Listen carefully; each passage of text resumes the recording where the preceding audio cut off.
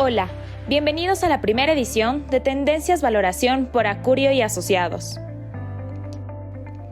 Hemos tenido la oportunidad de valorar los activos estratégicos de empresas multinacionales y startups dentro y fuera del Ecuador. El objetivo de nuestro trabajo es mejorar, a través del análisis del valor económico de activos, la toma de decisiones estratégicas de tu empresa. En esta serie de ponencias, revelaremos junto a destacados expositores nacionales e internacionales el papel de la valoración desde tres aspectos específicos: intangibles, sector energético y eléctrico y el sector hidrocarburífero. Tres tendencias, tres eventos en donde le daremos valor a tu conocimiento.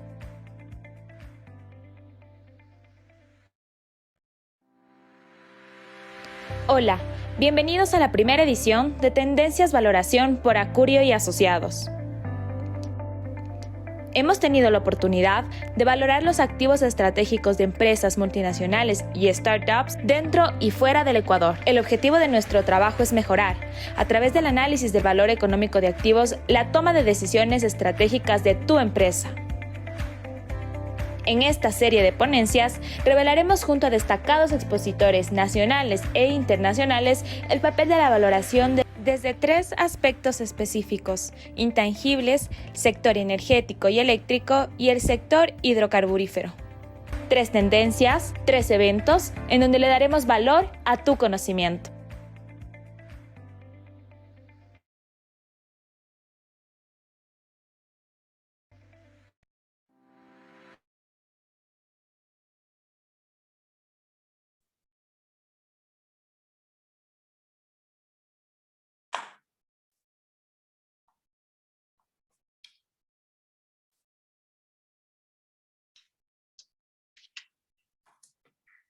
Adelante. ¿Empezamos?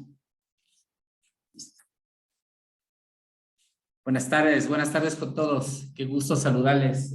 Acurio y Asociados y el Holding Pértiga les da la más grata bienvenida a esta tercera y última edición del evento Tendencias Valoración 2022. Esta es una iniciativa que nace con la finalidad de analizar temas de interés general, regional y desde la perspectiva de la valoración. La región ha sido testigo de booms petroleros, de fortalecimiento de procesos mineros regulados y apegados a las normativas establecidas por los gobiernos regionales. Y hoy hemos preparado un tema muy interesante enfocado en el sector hidrocarburífero, minero y de la valoración, junto a ponentes de gran prestigio y que tienen una larga trayectoria y reconocidos a nivel nacional e internacional. Quienes nos darán al final un panorama muy claro de cómo se encuentra cada una de estas industrias a nivel nacional, como les decía, y a nivel internacional. De esta forma, vamos a dar la bienvenida a nuestros ponentes del día de hoy en esta tercera fecha del evento. Son María Eulalia Silva, presidenta ejecutiva de la Cámara de Minería del Ecuador; Guillermo Freire, que es un experto en el sector hidrocarburífero, ingeniero industrial, gerente de negocios de OCP; María José Rodríguez, directora general y fundadora de Rodríguez y Budón; y Eduardo Neira, un amigo de la casa, vicepresidente de Phoenix AMC Canadá. Realmente este es un panel muy interesante, de alto nivel. Muchas gracias por acompañarnos, muchas gracias por estar con nosotros, muchas gracias por apoyarnos con todos sus conocimientos. Y vamos, creo que a tener el gusto de escuchar ponencias de muy alto nivel en esta tercera fecha. De esta forma, vamos a ver, un poco quiero que me confirmen la primera persona que va a, si tenemos a María Eulalia ya en línea. Bueno, me comentan que María Eulalia tiene alguna dificultad para ingresar, y vamos a empezar con Guillermo. Sí, con Guillermo Freire, como yo les comentaba, es un ingeniero industrial experto en los temas de hidrocarburos y es gerente de negocios de OCP. Guillermo, por favor, estamos atentos a su exposición. Guillermo nos va a hablar acerca de cómo medir el potencial hidrocarburífero de un área de explotación. Un tema muy importante para nosotros. Acá en el Ecuador somos un país hidrocarburífero y la idea es entender esta realidad. Un detalle adicional que es muy importante para todos los ponentes: vamos a tener 15 minutos para cada una de las ponencias. Luego de todas las ponencias, luego de que cada uno de ellos haga la exposición respectiva, los invitados deberían o tienen la posibilidad de poner sus preguntas en el Q&A, que es el área de preguntas para cada uno de cada una de las personas que están invitadas y que nos están atendiendo a este foro. Con esta aclaración, Guillermo, por favor, estamos en tus manos. Muchas gracias, Julio. Muchas gracias a todos por la invitación. Voy a poner una presentación para acompañar un poco esta pequeña charla. Nada más les pido que me confirmen si la ven. Perfecto. Listo. Bueno, voy a empezar a hablar del tema de hidrocarburos y creo que voy a ir un poco más atrás de ya hablar del potencial y hablar un poco en el contexto. Actualmente existe esa versión de que el petróleo ya no es necesario, de que el mundo puede vivir sin petróleo, de que efectivamente estamos viendo la última parte del petróleo, y eso hace que muchos de los actores, cuando piensan invertir en petróleo, empiezan a ser un poco distantes o un poco inciertos sobre esta visión. Y básicamente vamos a empezar respondiendo a esa primera pregunta de qué tan importante es el petróleo y cuál es el futuro de esto. Después de hablar algo más de Ecuador, vamos a hablar de elementos claves del sector, cuál es el plan del gobierno actual, y algunas conclusiones y recomendaciones que espero que sean interesantes y generen muchas inquietudes dentro de este seminario. Esto es un poco para tomar la primera foto. Esta es un poco la tensión energética que tiene Estados Unidos en el año 2020. Como ustedes ven, las energías renovables, que son las que están hoy día de moda, apenas a la fecha es un 12% del total. 12% puede parecer poco, pero tenemos que partir del concepto de que en el año 2000 esto no llegaba ni a ser ni el 1 ni el 2%. Entonces hay un crecimiento muy importante y creo que es parte de la política del gobierno crecer esto, pero como ven, no va en desmedro de lo que son los hidrocarburos, el gas y el petróleo, sino estos, para efecto de los Estados Unidos, ocupa casi el 70% de la necesidad energética es suplida por hidrocarburos. Entonces vemos que en realidad esto no va a desaparecer, no es que vamos a quedarnos un día a trabajar sin petróleo, sino que tenemos que seguir haciendo las inversiones en este sector, y por eso es importante el sector hidrocarburífero. Esto es un poco la misma gráfica vista en ciclos de entre 25 años y 15 años. Como ven, a partir de los años 50, cuando aparece el petróleo, esta gráfica que está en color marrón se mantiene en el tiempo.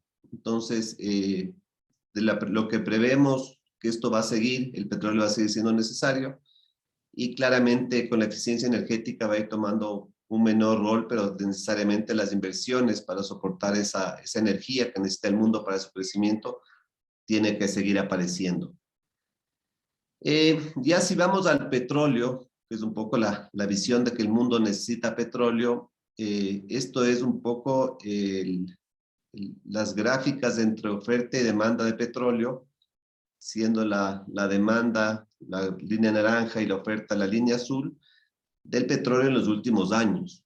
Claramente, fíjense que la diferencia entre la oferta y demanda se ajusta, y cuando empiezan a haber esos vacíos o esas diferencias grandes, es cuando empiezan a haber estos crecimientos del precio del petróleo. O sea, acá parecería que el precio del petróleo crece de una forma poco natural y espontánea en función de un tema geopolítico, y no es tan cierto. O sea, en realidad Durante la pandemia lo que existió en el mundo fue muchas inversiones petroleras que fueron retrasadas, lo cual hizo que la oferta de crudo sea reducida. De alguna manera eso causa estas subidas de precios que se dan, y ahora más de un entorno donde hay ciertas restricciones por el tema de la guerra, lo que terminan causando es esto. O sea, en realidad hoy día el mundo seguramente produce el mismo petróleo que hace 6, 8 meses, pero claro, hoy día hay una condición de que parte de ese petróleo no puede ser utilizado, hay ciertas restricciones comerciales, y eso empuja el precio del petróleo. Entonces, en ese contexto, la fluctuación del petróleo lo que hace para efectos de la industria es que las inversiones que están de alguna forma retrasadas se vuelvan más interesantes, más prioritarias, pero entendiendo que las inversiones en el sector petrolero no son inversiones de corto plazo. ¿Qué quiero decir con esto? Si yo invierto el día de hoy $1 en un campo petrolero, un yacimiento petrolero, seguramente el resultado va a estar en un ciclo de años y no de días ni semanas como otras industrias. Entonces, importante decir que este desequilibrio que puede haber puede hacer que sostenga los precios un poco altos en el tiempo, pero lo que normalmente suele pasar es que esto crece y los precios aumentan radicalmente.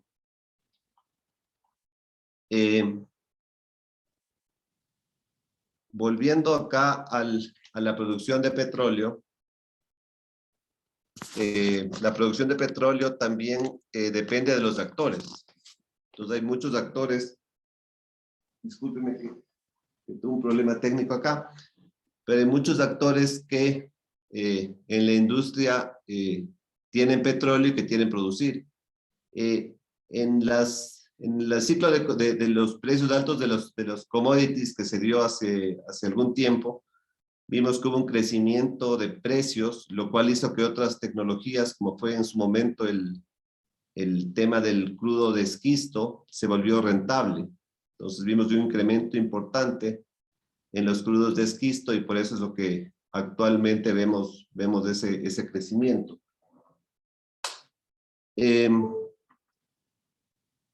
¿Qué es lo que va a pasar ahora? Un poco lo que decía, estos crudos de esquisto. Estados Unidos en su momento, volviendo a esta parte inicial, Estados Unidos en su tiempo tenía una producción que declinaba, que es un poco la línea azul que vemos acá, y después vemos que a partir de lo que empiezan los precios altos, que fue el ciclo anterior en el año 2005, 2010, al subir el precio por encima de 60, $70, hizo que existan otras opciones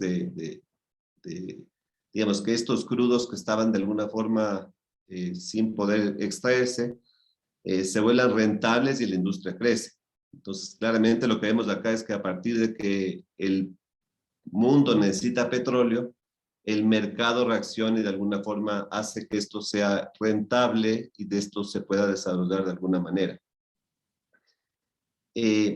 Ahora vamos a la realidad ecuatoriana. O sea, bueno, esto van a decir, bueno, esto es todo lo que pasa afuera y Ecuador cómo está. Y acá creo que eso viene un poco la pregunta, ¿dónde estamos y qué estamos viendo, qué estamos haciendo como país en esta visión hacia adelante?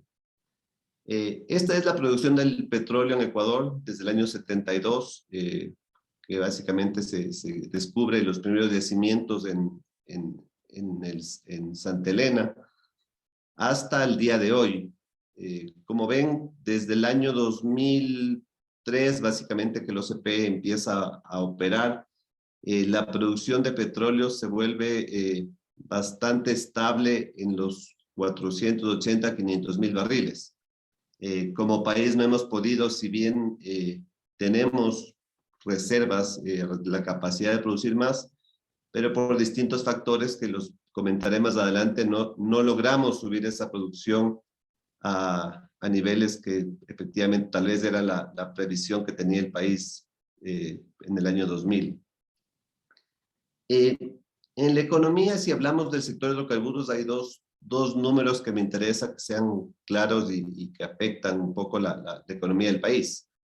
Es la parte primero de cuánto genera la exportación de crudo, que hoy día son casi 8.000 millones de dólares que se genera por la exportación de crudo. Y hay otro efecto que igual hoy día lo sentimos todos y es parte de nuestra vida cotidiana, y es esa otra parte que es la importación de derivados. Entonces, cuando hablamos de un sector de hidrocarburos fuerte, no podemos dejar de ver el crecimiento de la producción, pero también de alguna manera mitigar este efecto que tenemos de la importación de combustibles. Entonces, cuando hablamos de hidrocarburos, creo que son dos factores importantes que afectan a la economía del país. Como les había mencionado, sobre esta base hemos identificado tres elementos claves en esta dinámica del sector. Si yo soy un inversionista y quiero venir al Ecuador, lo mínimo que voy a ver para poder invertir son estos cuatro factores que van a afectar mi rendimiento y mi exposición. El primero es la evacuación de crudo.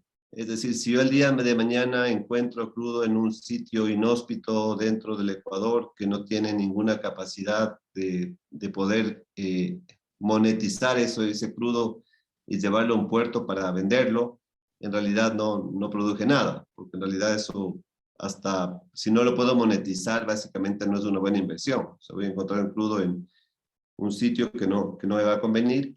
Y en ese sentido creo que el Ecuador tiene hoy por hoy una buena noticia, que es que tiene capacidad de transporte suficiente. Con los dos sistemas de oleoductos tenemos una capacidad de transporte de 800.000 barriles más o menos, y hoy día tenemos una producción de 500.000. Ahora, estos sistemas se pueden repotenciar si es que fuera la producción mayor, siempre se pueden mejorar las condiciones. Lo que es difícil es construir sistemas porque eso va a tomar mucho tiempo, pero en temas de capacidad la tenemos, y es importante acá dentro de lo que pongo asterisco en los slides, es porque acá hay capacidad de inversión. Hay mucha inversión que hay que hacer en los sistemas, tanto para repotenciarlos como para modernizarlos. Entonces, acá hay una posibilidad de inversión que, si bien no está explícita, es necesaria para el crecimiento de la industria. El segundo factor clave que tiene el Ecuador es esta red de oleoductos secundarios, denominado RODA. Esto día es administrado por Petroecuador, ya que hay un potencial muy interesante en mejorar los sistemas, en incluir alguna infraestructura adicional, porque como ven ustedes, en azul son los campos petroleros y las líneas que ven ahí son toda una serie de oleoductos secundarios que unen los sistemas. Entonces, acá también eso es muy importante y creo que es una fortaleza que tiene el Ecuador para el sector de hidrocarburos. El segundo es el mercado. O sea, acá el mercado, hoy por hoy Ecuador produce dos crudos, uno que es el crudo oriente, que se usa para refinación también, y el crudo napo, que es solo para exportación. Entonces acá tenemos también, y se ha trabajado con Petroecuador, o Petroecuador ha venido trabajando mucho en encontrar distintos mercados para su crudo, y eso va a mejorar el precio del crudo ecuatoriano o los diferenciales que tiene sobre los crudos de referencia. El tercero, digamos, dentro de este tema de mercados, Ecuador está en el Pacífico, eso es una gran ventaja, porque tiene todos los, si vemos desde el crecimiento energético, de la demanda energética que tienen los países en el mundo, y como vemos la parte baja que está en azul, es donde efectivamente hay más crecimiento, que es el Asia. Y Ecuador, al estar en el mercado del Pacífico, tiene acceso a esos mercados, y es muy importante aprovechar esa coyuntura, y creo que parte de eso es la Alianza del Pacífico y otras iniciativas que tiene el gobierno que van a apuntalar a atender esos mercados de gran demanda. Acá hay, dentro de lo que es el mercado, algunas necesidades de inversión que existen, que es en sistemas de refinación, infraestructuras de puerto, capacidad de almacenamiento de hidrocarburos que tiene el país, participación privada en el mercado de derivados. Son algunas iniciativas que justamente dentro de este ámbito de mercado pueden darse y pueden ser interesantes para el país. Dentro del elemento de reservas, Ecuador es un país, el sector hidrocarburífero no es simplemente, yo creo, tener petróleo, sino básicamente existen entes acreditados internacionalmente para validar que efectivamente el país tenga estas reservas. Las reservas se consideran el crudo que está bajo tierra y que ha sido encontrado, pero no ha sido extraído. Entonces, a la fecha, el país tiene más de 2.200 millones de barriles de reservas y eso hace que el potencial, si es que yo quiero venir a invertir en Ecuador, sea interesante. El último punto, tal vez donde tenemos aún más deberes que hacer, es el tema de los modelos contractuales. Hoy por hoy, de los 500.000 barriles que produce Ecuador, aproximadamente casi 398.000 los produce el Estado con Petroecuador.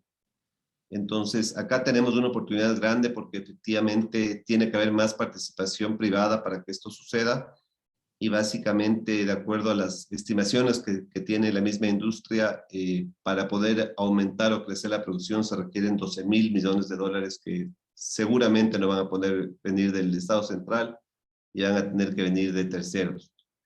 Esto es un poco la participación del sector privado contra el sector público. En los últimos años, como ven, ha habido una variación importante entre lo que era el 2004 a lo que es el año 2021. Y básicamente esto se da básicamente porque no se cambiaron las condiciones contractuales, lo cual de alguna forma afectó a la credibilidad del Ecuador y eso hizo que algunos inversionistas opten por no seguir en el país y de alguna forma se ha vuelto poco atractivo el Ecuador. Nosotros, como ecuatorianos, hay 17 actores o 17 empresas que hoy día operan en el mercado de hidrocarburos. Comparativamente en Colombia existen más de 130. Entonces acá hay una posibilidad muy importante de crecimiento y de interés. Y tal vez acá viene un poco la parte más sensible, es el tema de los tiempos. Para que ustedes sepan, la última licitación que hizo el Estado de petrolera fue en septiembre de 2018 y básicamente el primer barril que se produjo de esa licitación se dio en enero de 2022. Entonces aquí tenemos un trabajo muy importante como país de acelerar el proceso y hacer que esto funcione de mejor manera. Este es un poco el plan del Ecuador. Como ustedes ven, el plan del Ecuador, hay varias instancias, desde la refinación, rondas intracampos, rondas offshore de gas, y el Estado, al menos en su plan, tiene una inversión prevista de 19.000 millones de dólares en los próximos 4 años, que es un poco lo que tenemos acá. Finalmente, para terminar, dado el tiempo que tenemos, un poco de las conclusiones que les menciono es el escenario actual. Las condiciones para invertir en el sector son bastante favorables. Tenemos un viento a favor en este momento con precios altos que esperamos se mantengan en el tiempo. Existen oportunidades en el Ecuador, tanto en lo que es infraestructura, exploración y refinación. Acá tenemos que trabajar mucho en avanzar con todos los temas precontractuales.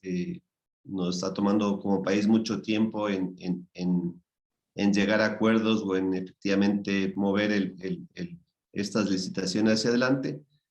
Y básicamente el mensaje, creo que es claro para todos los que estamos en el sector, es que si no hay una participación privada activa en estos procesos, va a ser muy difícil poder lograr o avanzar significativamente en el sector. Eso, Julio, era un poco lo que tenía previsto para hoy. Un poco, tal vez, tuve que ir un poco más rápido al final para cubrir dentro de los tiempos, pero más bien agradecer a todos una vez más por el tiempo. Y bueno, pues como siempre, quedo pendiente a la ronda de preguntas y agradecido por esta oportunidad de poder conversar un poco del sector de hidrocarburos. Muchas gracias, Guillermo. Muy interesante. Está clarísimo que se visoran buenas posibilidades de desarrollo de negocios en el mundo del petróleo acá en el Ecuador.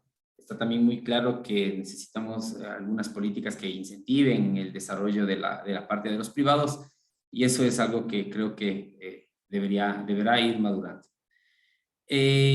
Vamos a continuar con las exposiciones. La ronda de preguntas un poco va, como les comentaba, a quedar hasta el final. Estamos esperando que las personas que están participando de este foro nos sigan aportando con las preguntas.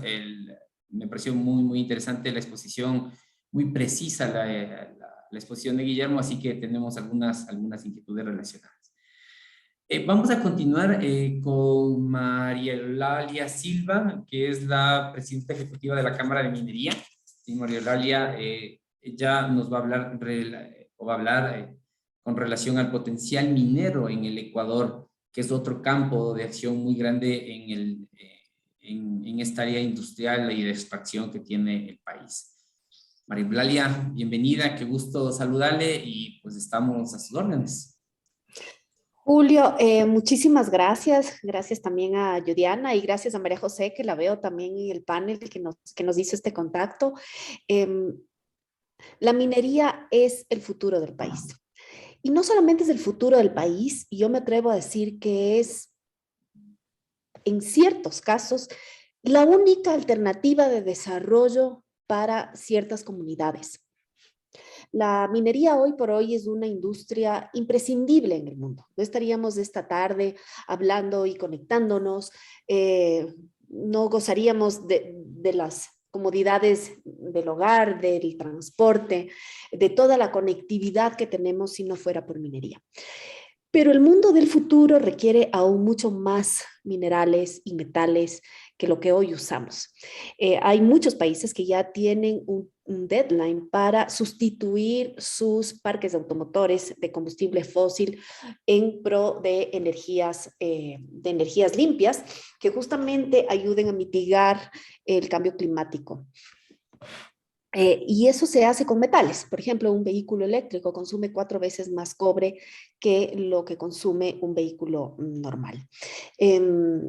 Justamente esta mañana leía un fantástico artículo de la BBC que se titulaba ¿Y el mundo sin minería cómo? Realmente el panorama de un mundo sin minería es apocalíptico, ¿no? Apocalíptico. Todas las empresas, todas las industrias, todos los sectores del mundo se verían paralizados si es que no fuera por metales.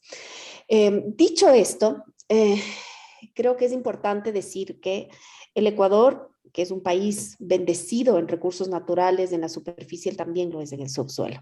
Ya Guillermo nos dio una revista de lo que tenemos en potencial hidrocarburífero y en el minero no es diferente. El Ecuador es un país muy poco explorado porque es un país muy poco concesionado a la minería todavía. Menos del 8% del territorio nacional ha sido concesionado. Sin embargo, con ese pedacito tan pequeñito, se han encontrado yacimientos de talla mundial.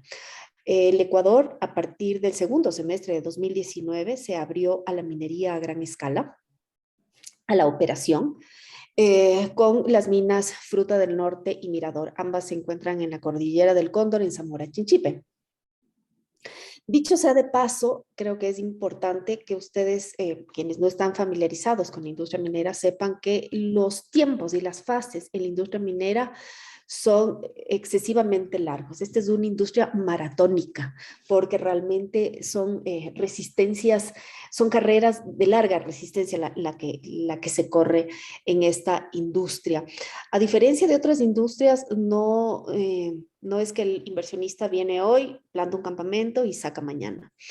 Las fases para la minería industrial toman muchos años y muchos millones de dólares antes de sacar el primer gramo de metal a la venta. De hecho, Mirador y Fruta del Norte, las dos minas industriales que he mencionado hace un momento, tuvieron un camino de entre 15 y 18 años antes de sacar la primera tonelada o la primera tonelada de cobre o la primera onza de oro al mercado. Entonces, antes de eso, pues hay fases exploratorias, iniciales, avanzadas, hay fases de prefactibilidad y luego finalmente la fase de construcción de mina, que es una fase sumamente interesante para desencadenar todo lo que es compra de bienes y servicios, empleo directo e indirecto. Dicho esto, me gustaría presentarles un estudio económico, lo voy a hacer de manera sumamente rápida.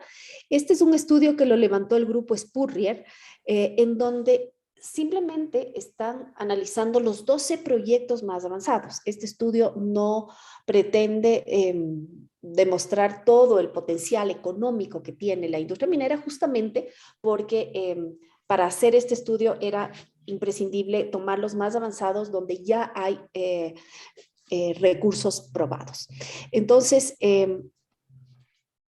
me gustaría poder, Juliana, si me ayudas, me gustaría poder proyectar. A ver, estoy más familiarizada con el Teams, pero si es que no estoy mal, el compartir está por aquí.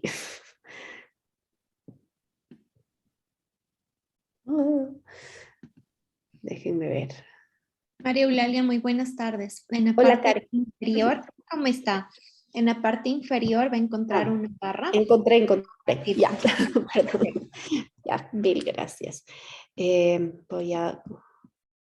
Perdón. Creí que nunca lo iba a decir, pero me siento más familiarizada con Teams. General.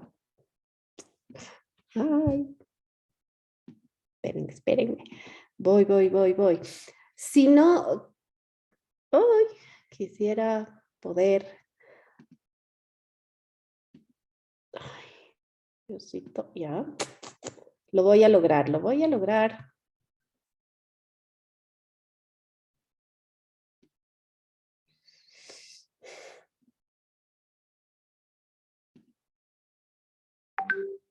Sí, voy a pasar a Juliana, eso voy a hacer.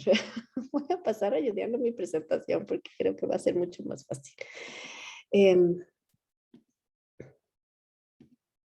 Además estoy inaugurando equipo nuevo, de tal manera que todavía estoy un poco en el proceso de familiarización. Pero, listo, Juliana, te acabo de pasar. Así es que si me ayudas proyectándolo, te agradeceré muchísimo. Pero bueno, mientras Juliana nos hace el favor de compartir la pantalla. Sí, este estudio tuvo corte a 30 de noviembre del año pasado. Se lo presentó en febrero, estuvo a cargo del grupo Spurrier, toma los 12 proyectos más avanzados de la industria minera. Antes de empezar, también quiero comentarles que hoy por hoy los minerales son el cuarto rubro de exportación. Somos el tercero, no petrolero. El año pasado, en el 2021, más bien dicho, en el 2020 terminamos un año de 10 meses de trabajo, porque con la pandemia suspendimos dos meses. Con 10 meses de trabajo, en el 2020 se exportaron $1.000 millones en minerales. Para el 2021, un escenario intermedio decía que íbamos a terminar con $1.600 millones en exportaciones. Bueno, ese escenario intermedio quedó mucho más abajo de la realidad. Terminamos con más de 2.000 millones, 2.092 millones en 2021 y se espera que este año inclusive subamos aún más ese porcentaje. Juliana, no sé si es que ya logras el compartir pantalla.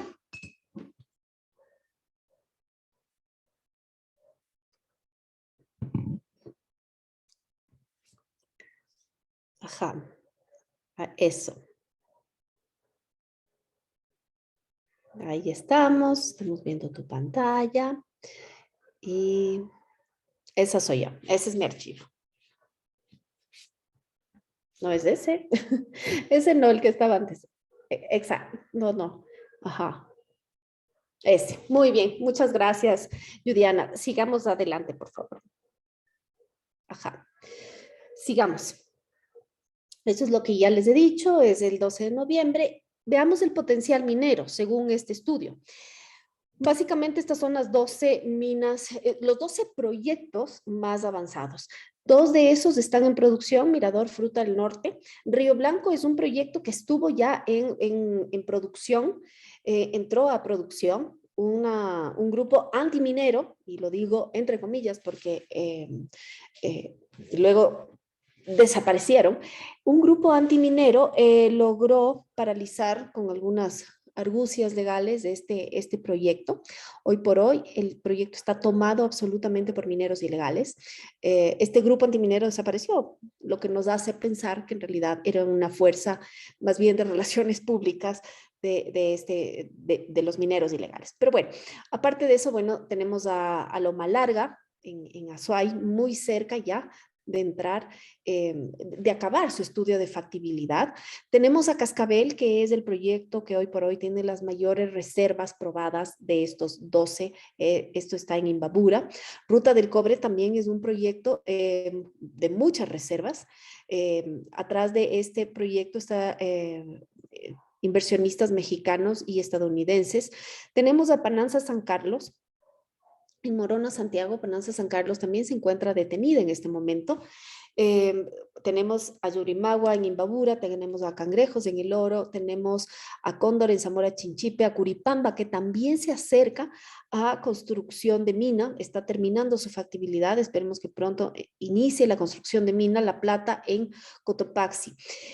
Siguiente, por favor, Judiana. Este es un ranking presentado por Standard & Poor's y de todos los descubrimientos, de todos los yacimientos descubiertos en la década entre 2009 y 2020. Cascabel en Imbabura ocupa el segundo puesto. Es el segundo mejor descubrimiento de la década pasada. Y de hecho, Cascabel hace pocos días acaba de publicar su estudio de factibilidad corroborando todo el potencial que tiene. Siguiente, por favor. Vamos a revisar la importancia de la minería. La minería se traduce en varias cosas. Este es un estudio económico. No me voy a meter en otros temas como el social, también como el ambiental. La minería responsable es un aliado para la conservación en territorio. ¿Por qué? Porque si hay algo que atenta contra la biodiversidad es la pobreza. Cuando una persona enfrenta hambre o falta de oportunidades, lo primero que hace es talar bosque primario. Lo primero que hace es extender frontera agrícola. No piensa en el futuro, piensa en cómo sobrevivir hoy, por una parte. Por otra parte, también los proyectos y operaciones mineras responsables, si algo hace es trabajar apegados a estándares internacionales ambientales, y además, por supuesto, cumplir con la normativa ecuatoriana, que a su vez impone una serie de permisos, de licencias ambientales y de planes de manejo ambiental. De esos temas no me voy a referir, hoy vamos a hablar solamente de temas económicos. La minería se traduce en exportaciones, se traduce en impuestos, se traduce en regalías, se traduce en empleo directo e indirecto, se traduce en encadenamiento productivo. Vamos a revisar algo de eso. Si es que estos 12 proyectos avanzan como tienen que avanzar, como se supone que tienen que avanzar, a lo largo de su vida útil habrán representado para el Ecuador más de 21.000 millones de dólares en inversión extranjera. De los últimos 5 años. La mitad de la inversión extranjera ha venido de mano de la minería. Siguiente, por favor. En exportaciones igualmente, si es que estos 12 proyectos a lo largo de su vida útil trabajan como, según sus cronogramas, habrán representado al país más de 176.000 millones de dólares en exportaciones. Estoy hablando de 12 proyectos apenas y de 176.000 millones de dólares hasta el fin. Esto es más o menos en un rango de 30 años. Sigamos, por favor. Igualmente, los ingresos fiscales llegarían casi a los 45.000 millones de dólares. La industria minera hoy por hoy paga una serie de impuestos, lo que todo el mundo paga, IVA, ISD, impuesto a la renta. Tenemos también como impuestos las patentes de conservación que se pagan año a año. Tenemos las regalías para quienes ya están produciendo y para quienes están entrando en construcción. Cuando un proyecto de minería industrial entra a construcción, paga regalías anticipadas. Es decir, paga las regalías de aquello que se espera ganar. Sin embargo, si con todo eso el Estado ecuatoriano no percibiera la mitad de los ingresos, pues se aplica el impuesto de ajuste soberano, mediante el cual el Estado ecuatoriano no puede ganar menos que el concesionario minero. Sigamos con la siguiente. Lo dicho, ¿no? Las regalías que se pagan en producción e inclusive antes implicarían más de 7.000 millones de dólares. Además, es importante anotar que, según la ley de minería, el 60% de las regalías tienen que volver a las áreas de influencia. Siguiente. En cuanto al empleo, en este año pasado, el empleo directo que generó la minería fueron de más de 100.000 plazas de trabajo. Sin embargo, esto tiene, como ustedes pueden ver en este gráfico, una proyección sumamente interesante. Por ejemplo, llegando a un pico en 2027 de 547.000 empleos directos. Sigamos un poquito más adelante, por favor. El empleo total, tanto directo como indirecto, para el 2028, que ya se entiende, habrán algunas minas ya en operación, ya no solamente dos, sobrepasaría los 700.000. Ese pico, digamos, empieza en 2027, cuando ya, según las proyecciones de Spurrier, pasarían los 500.000 puestos de trabajo directos e indirectos. Igualmente, el valor agregado. Hoy por hoy, la minería representa, a pesar de que es el cuarto rubro de exportación, representa poco menos del 1%. Sin embargo, nuestros vecinos, Perú, tiene un PIB minero directo de más del 10%. Igualmente, Chile, un país de larga data minera, actualmente tiene alrededor del 12.5% de su Producto Interno Bruto. Sin embargo, esta es una industria, de hecho, en algunos países a la minería se le conoce como industria de desarrollo. Y esto creo que se puede explicar fácilmente en lo que sucede en los PIBs de estos países. En Chile, toda la industria del encadenamiento productivo generada a partir de la minería factura 3 veces más que la misma minería. En Perú, a pesar de que el PIB directamente relacionado con minería representa el 10%, pero de todo el PIB peruano, más del 60% indirectamente depende de la minería. Entonces, esperamos que con estos 12 proyectos para 2025, 2026, lleguemos casi al 4% del PIB nacional. Cuando eso suceda, siempre tenemos que entender el efecto multiplicador que esto significa en otras instancias, ¿no es cierto? En otras empresas. Ya si lo vemos desagregadamente y por provincias, si es que hay alguna provincia o algún distrito que va a verse beneficiado directamente de la minería, es el sur. Loja, El Oro, Zamora Chinchipe, Azuay, son distritos en donde se verán directamente pues, beneficiados por la minería. Igualmente,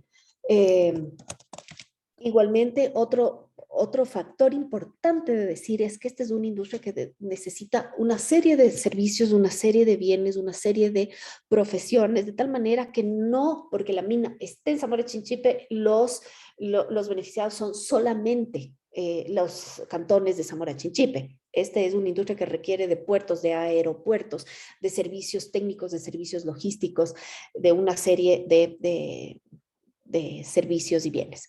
Vamos a la siguiente, por favor. Y sí, esto un poco anclado a lo que hablábamos antes. Hoy por hoy, Cascabel es el proyecto de mayores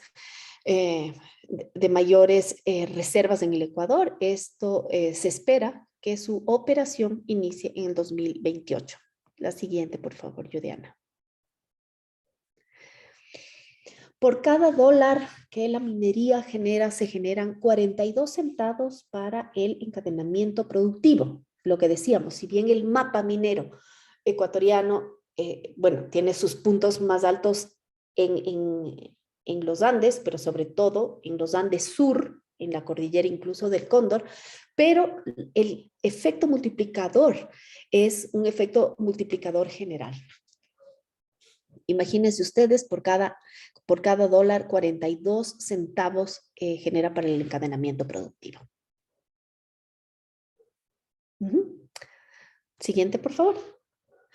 Sin embargo, nos enfrentamos a cuellos de botellas y desafíos. Eso, hasta aquí, todas nuestras oportunidades. Esta es una oportunidad única. Este es el momento en el que la humanidad requiere de más metales. Este es el momento en donde podemos hacer viable el sueño de poder salir del subdesarrollo a través de además una industria que hoy por hoy, al estar en este punto, también una de las cosas que nos permite es acortar todas esas curvas de aprendizaje que tuvieron otras industrias o la misma minería en otros lugares.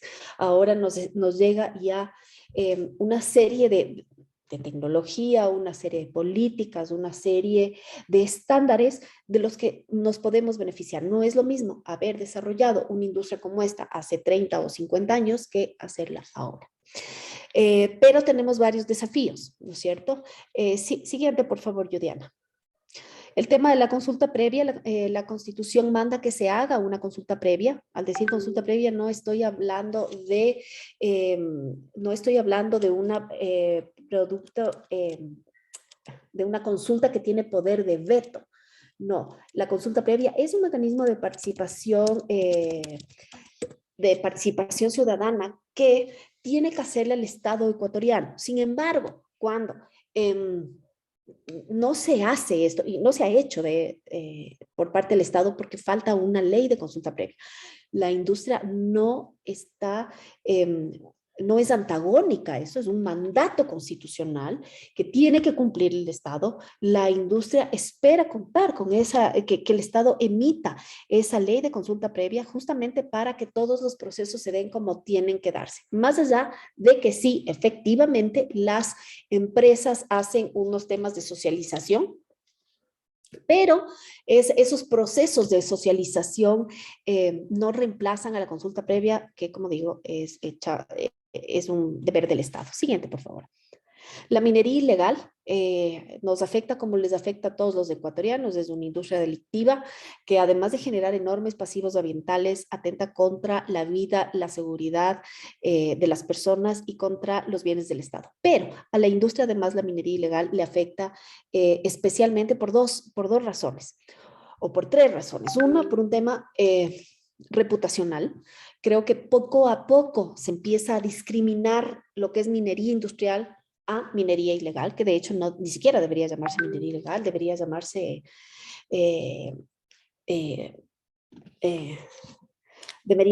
cualquier otra cosa menos minería. Perdón, un segundito.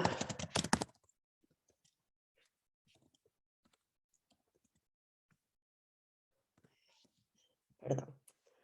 Tengo que contestarle a mi hija adolescente que está en la mitad de algún lugar y que quiere que le vaya a ver. Ok. Pero volviendo al tema.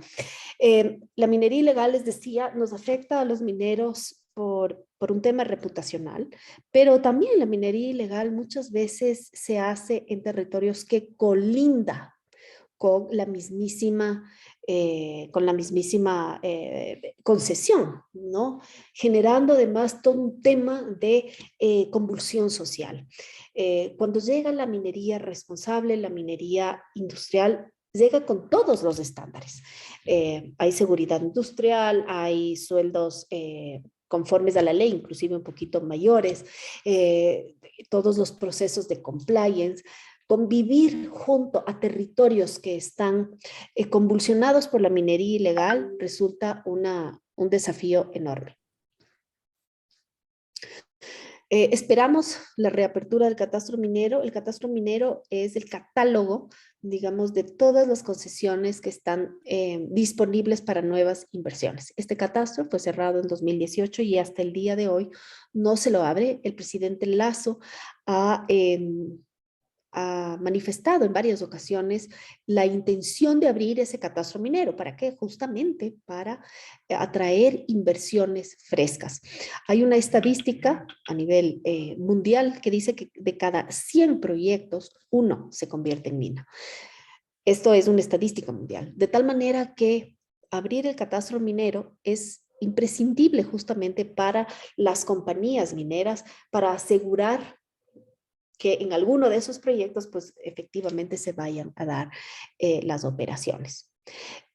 Al igual que muchas otras industrias, necesitamos un papeleo más expedito. Hay cuellos de botella, hay una serie de licencias ambientales, sobre todo, que están represadas. El Ministerio del Ambiente es y con la reducción que existe en el Estado, pues es un desafío enorme para el Estado ecuatoriano, específicamente para las autoridades ambientales, expedir este tipo de licencias ambientales. Además, por una cuestión también un poco de competencias. La Contraloría General del Estado en algún momento emitió alguna normativa que le arrogaba competencias para el control ambiental. Y eso ha generado un ruido dentro del Estado, porque el rector de temas ambientales es el Ministerio del Ambiente. Sin embargo, en cierto punto, las autoridades del Ministerio del Ambiente no pueden o se ven impelidas a seguir actuando justamente porque tienen miedo de la Contraloría. Entonces sí se requiere una suerte de aclaración de competencias al respecto. Siguiente, por favor. También lo que les había comentado desde el principio, la minería es una industria que tiene fases. Sin embargo, estas fases no pueden ser homologadas porque no es lo mismo una mina pequeña que una mina muy grande. Los plazos, esto más debería ser en virtud de las características del yacimiento. Los plazos para la exploración no pueden ser homologados y sin embargo la ley de minería, algo que no sucede en ninguna otra parte del mundo, la ley de minería da plazos cerrados para cada una de las fases. Es decir, la exploración inicial se tiene que hacer sí o sí en 4 años, la avanzada sí o sí en 4 años más. Y esto además tiene un desafío mayor y es que todas estas fases requieren de su propia licencia ambiental. De tal manera que si se pasaron 4 años y de esos 4 años me toma 1 año y medio o 2 tener una licencia ambiental, en la práctica estoy teniendo apenas 2 años para hacer una exploración del yacimiento. Vamos a la siguiente. Esto es súper interesante. Este es un ejercicio que hizo Alberto y Walter sobre revisar los escenarios.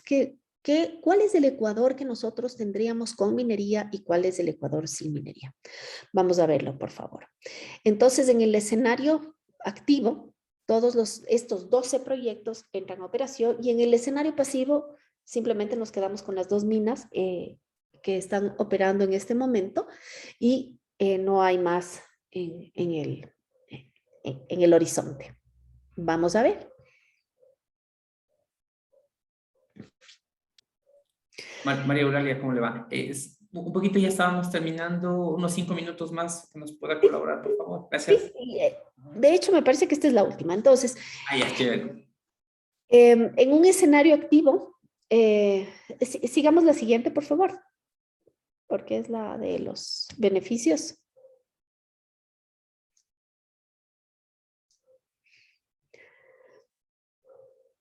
Ay, no, un poquito antes. Un poco antes, un poco antes, un poco antes. Ok, aquí.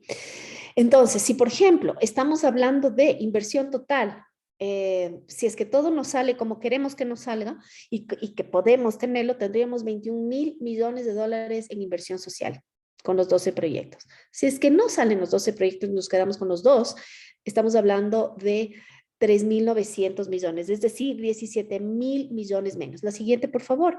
Lo mismo si es que nos vemos reflejados en exportaciones, 176.000 millones de dólares en un escenario positivo. Sin embargo, si es que eso no sucede y nos quedamos con las dos, estamos hablando de 35.000 millones de dólares. La siguiente, en cuanto a impuestos, pasaríamos de 44.000 millones de impuestos a 8.000 millones de impuestos, menos 35.000 millones. La siguiente, por favor. Y no se diga en el empleo, habría una pérdida de oportunidad de más de 278.000 plazas de empleo. Yo creo que las conclusiones ya la puedo decir sin la presentación. Muchas gracias, Judiana. Nuevamente, esta es una gran oportunidad que tenemos los ecuatorianos. No creo que la minería sea un tema de mineros. Creo que la minería es un tema país. Creo que tener una plataforma de desarrollo como la minería nos beneficia a todos, estemos o no estemos en la industria. Y además, el momento en el que vivimos los ecuatorianos y el mundo entero es sumamente interesante. Muchas gracias, Judiana, y a Julia a ti por el tiempo. No, tranquila. Muchas gracias, María Eulalia. Y súper interesante, está clarísimo que tenemos muchísimo que recorrer todavía en el desarrollo minero en el Ecuador. También está por demás decir que estamos muy atrasados con respecto a nuestros vecinos y que esto nos da una expectativa muy alta para el desarrollo minero, ¿no es cierto? Y de las inversiones que a todos nos interesan en realidad. Muchas gracias, María Eulalia. Bueno, ahora... listo, gracias. Ahora vamos a dar paso a María José Rodríguez, directora general y fundadora de Rodríguez y Budón, quien realizará un análisis acerca de la legitimidad intangible en la industria extractiva. María José, el micrófono es tuyo y vamos, estamos en tus manos. Muchísimas gracias, buenas tardes, gracias María Eulalia, gracias a todos, Guillermo por estar aquí, gracias por la invitación, Eduardo Neira, quien ahora nos conocemos, a los otros dos los conozco porque hemos lidiado en algunos temas en conjunto y como habrán visto, las dos primeras exposiciones han sido muchísimo más tangibles, son temas totalmente tangibles, hard, lo que llamo yo.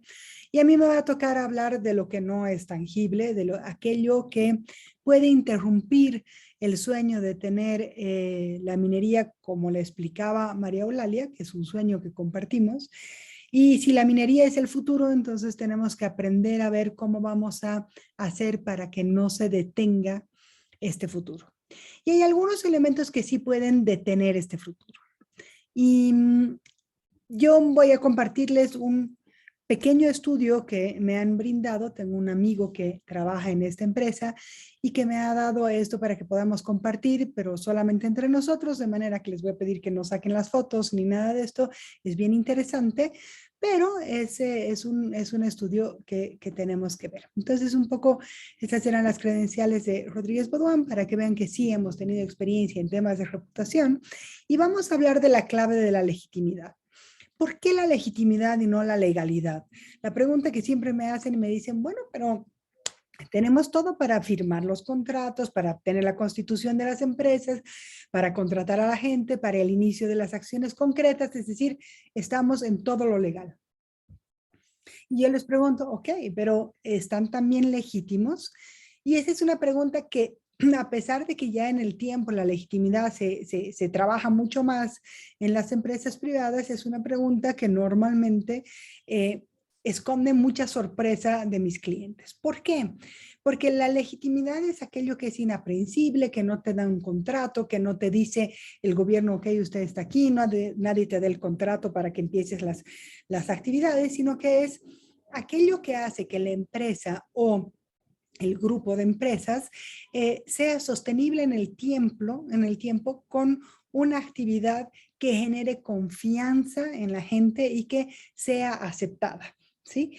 La legitimidad es aquello que hace que nosotros podamos movernos en un ambiente y podamos ejercer nuestra actividad sin que eso genere resistencia de los que tenemos alrededor, los vecinos, las comunidades, etcétera, porque la mayor parte de las acciones de la industria extractiva no se da en las ciudades, en una oficina, se da en convivencia con diferentes culturas, en convivencia con diferentes realidades, y normalmente esta convivencia y esta relación es por lo menos inquietantes. De las muchas de los muchos proyectos que leía que estaban en marcha, María Eulalia, y algunos que dicen, bueno, están tomados por contramineros o que han hecho una buena relación, han hecho un buen trabajo de relaciones públicas, es decir, de comunicación y de establecer lazos unos con los otros, y eso ha dejado fuera un proyecto, es decir, nos ha dejado sin posibilidades de tener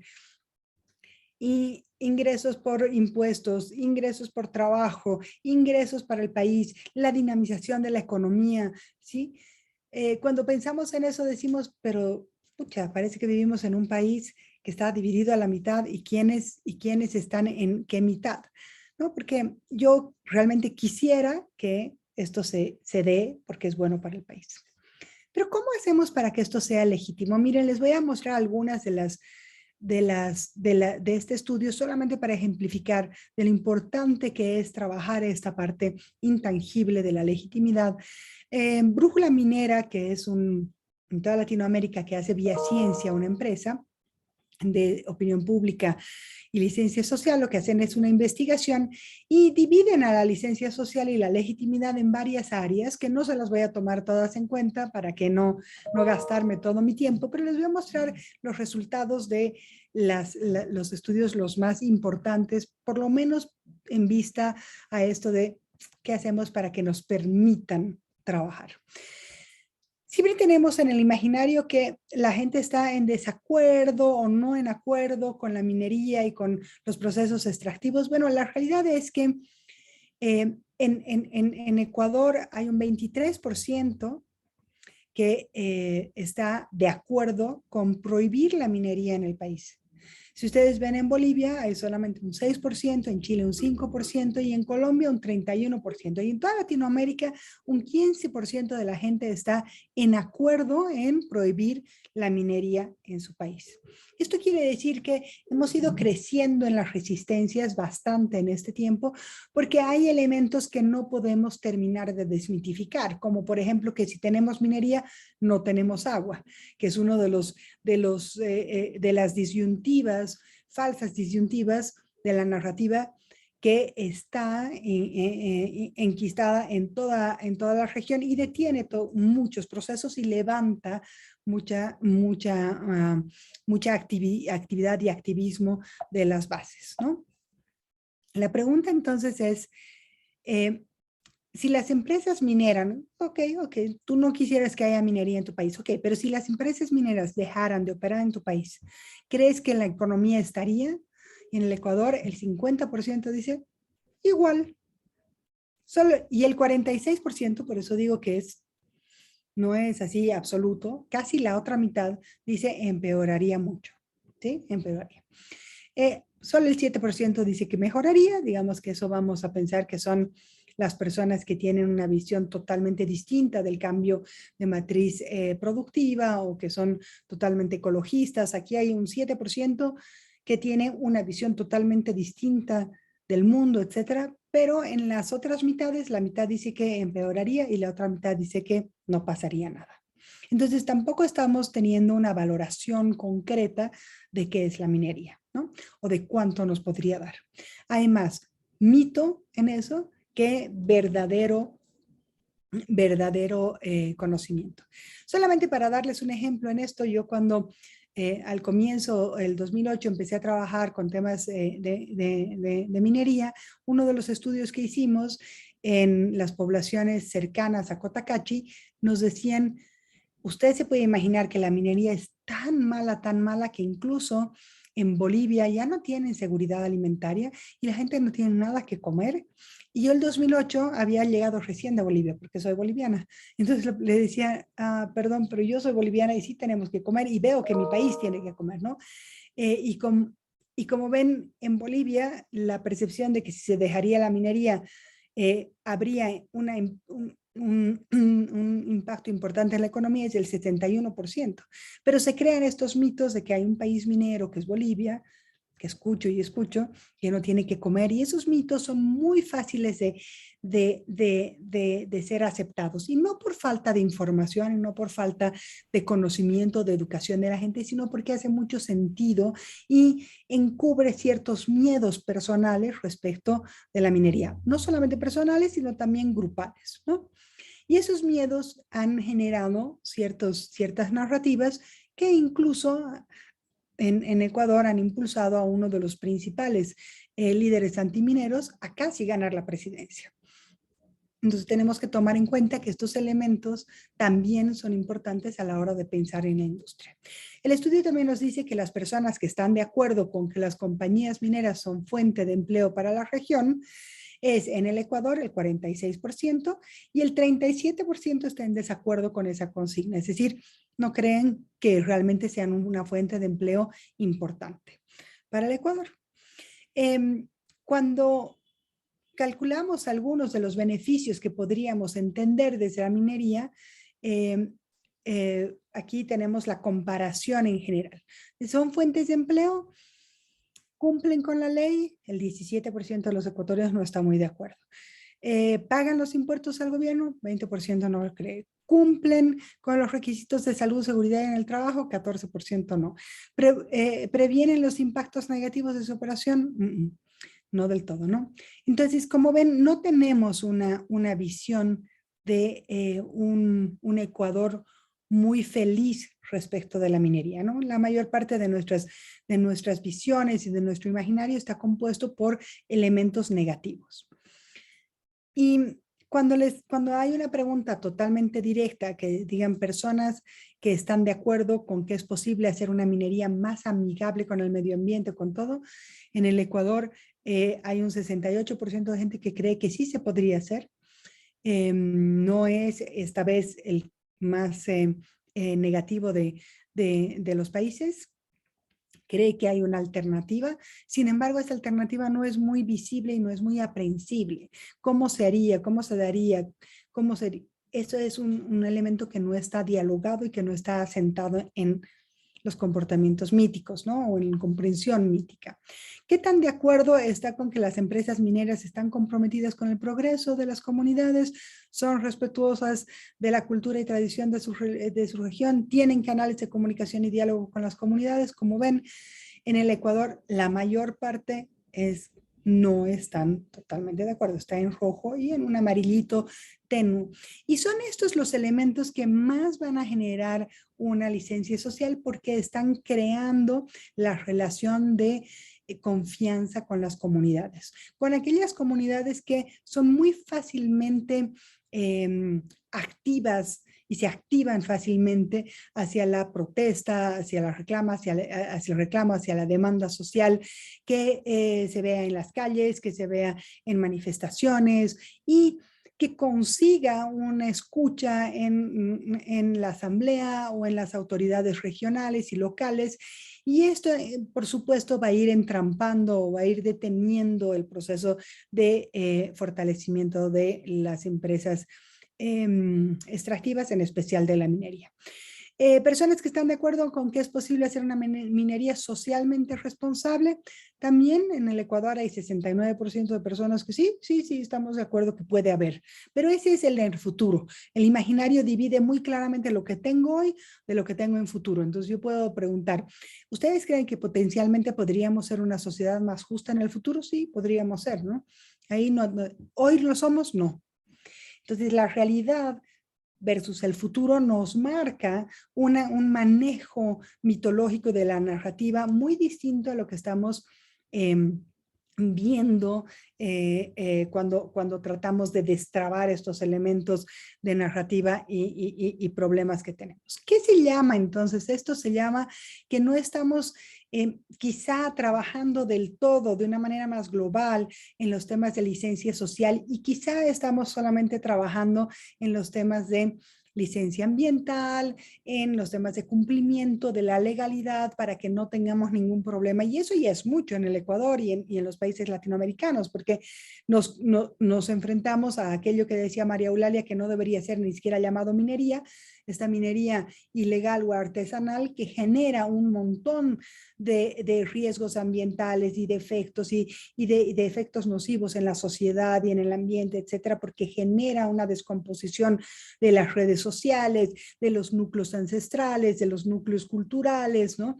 En cambio, las empresas mineras grandes que sí están legalmente constituidas y que cumplen con la ley, por supuesto van a poder generar un relacionamiento muchísimo más armónico con las comunidades, pero quizá no se está generando esta licencia social desde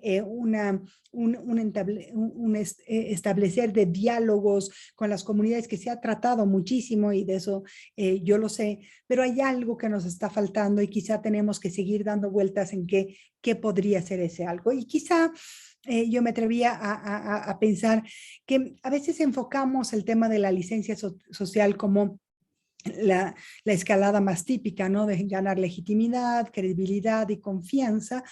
Y tal vez lo que nos está faltando es que hay algunos elementos, en especial en el Ecuador, que deberían basarse por el conocimiento, pero no el conocimiento de tener más información de cómo es la industria y de los beneficios, sino del conocimiento del uno al otro.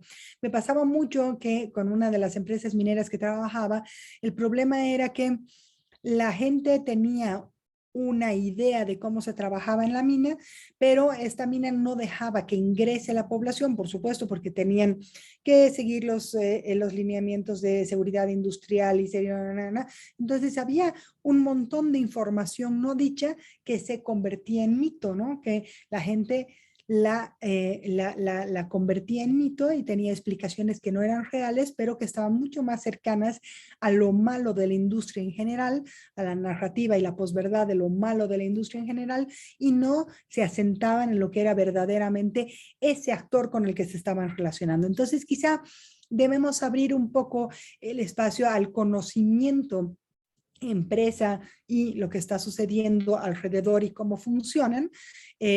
Recuerdo bien que cuando Guillermo trabajaba en OCP y yo también era asesora, tuvimos muchos pequeños conatos de crisis, pero supimos deshacerlos, resolverlos en base a esto del diálogo, de entrega de información, de que nos conocieran, de que esto no quiere decir que sea todo muy ingenuo y que vamos con toda la información y la entregamos, no, hay que saber qué información está generando estos mitos contrarios, qué información va a ser políticamente más correcta en ese círculo de valores, en ese imaginario, en ese cantón donde se forja un tipo de opinión pública, ¿no? Entonces el conocimiento va de ambos lados, conocimiento de las empresas, de cómo funciona el ámbito cultural, las reglas no dichas de esa comunidad, las reglas que no se pueden ir en contra, que son muy distintas a las occidentales y tradicionales, conocimiento de tu público, conocimiento de tu vecino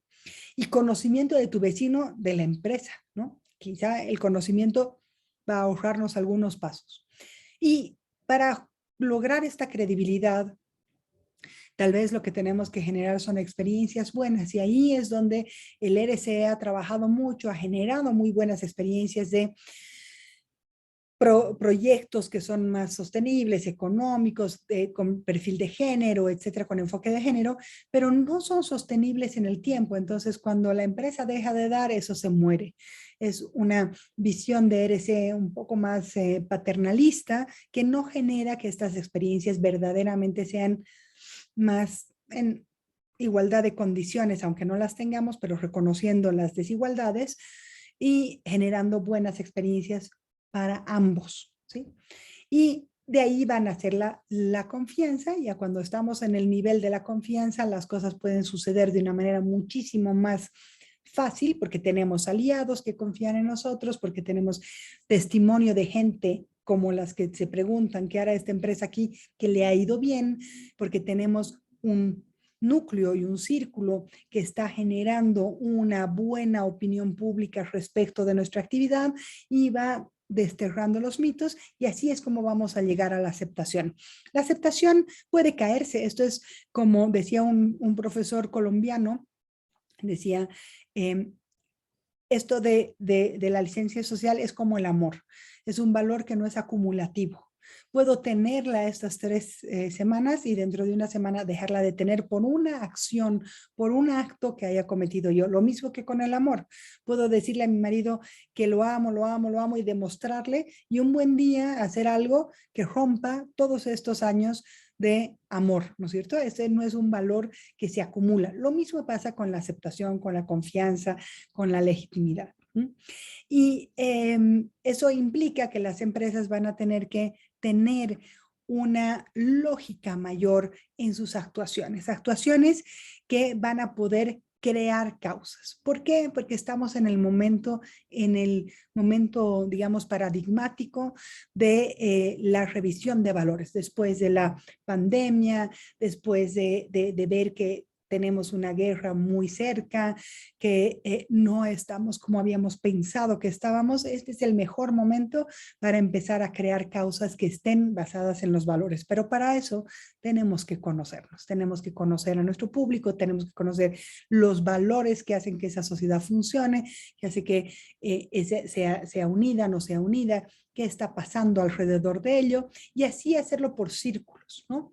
Porque uno es el círculo de nuestra comunidad y ser vecinos corporativos buenos, la vecindad y la ciudadanía corporativa se basan en esto, y poco a poco con los otros círculos dar y generar este conocimiento de los valores. Pero también hay que saber medir los valores de la sociedad en general.